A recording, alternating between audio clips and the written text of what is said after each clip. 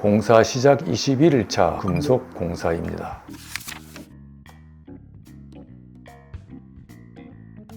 최근에 인테리어 소재의 트렌드는 금속 소재의 제품이 많이 사용되는 경향이 있습니다. 금속 공사는 거의 완제품을 현장에 반입해서 설치하는 공정으로 이루어지니까 시공 포인트는 생략하고 현장과 자재의 점검, 체크 포인트에 대해서 알아보도록 하겠습니다. 먼저 금속 공사의 현장 점검입니다. 첫 번째, 설치된 현장의 점검입니다. 폴딩도어, 미닫이는 원슬라이딩과 연동도어, 여닫이는 원도어, 양계도어, 그 밖에 파티션이나 실내 계단의 설치가 타 공정과 공정에 맞게 설치가 용이한지 확인합니다. 두 번째, 설치될 제품에 따라 사전에 목공사나 미장 마감 등으로 천장, 벽체, 바닥 등의 바탕 작업 조성이 필요한지 확인합니다. 다음은 자재 점검입니다. 첫 번째, 방화문입니다. 공동주택의 규모에 따라서 방화문은 갑종과 을종 방화문이 있으니까 법규에 맞는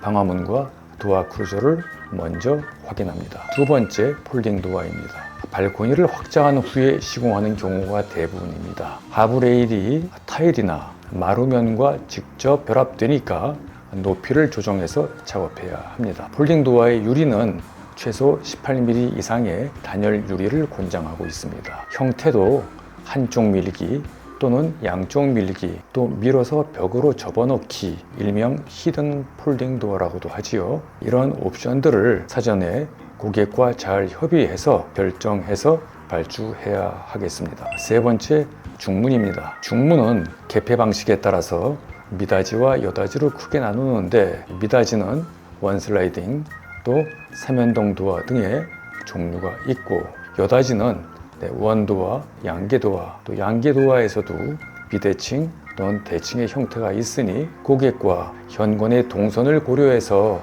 잘 선택을 해야 하겠고, 특히 도어와 도어 프레임의 색상, 유리, 미스트인지 투명인지 또는 아쿠아인지 또는 브론즈 유리인지를 잘 고객과 협의해서 또 결정을 해야 되고요. 다음 옵션 사항이 또 있습니다. 자동 닫힘 힌지라든가 댐퍼 기능과 같은 그런 기능을 사전에 고객과 협의해서 발주해야 하겠습니다. 다음 체크리스트입니다.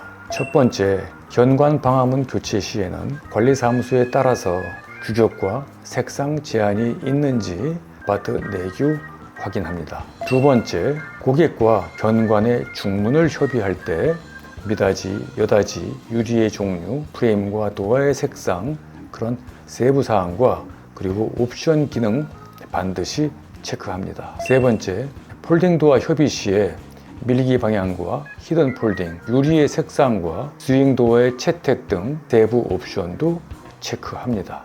다음 네 번째, 현관의 중문, 거실의 폴딩 도어 등은 특히 설치 장소에 보완 작업이 필요한지 금속 업체, 즉 해당 업체와 사전에 협의가 필요합니다. 이상으로 인테리어 리모델링 가이드북 18번째 시간, 아파트 리모델링 가이드북의 21일차 금속 공사의 현장 점검, 또 시공 점검, 체크리스트에 대해 알아보았습니다. 다음 19번째 시간에는 22일차 조명 설치를 하는 공정입니다.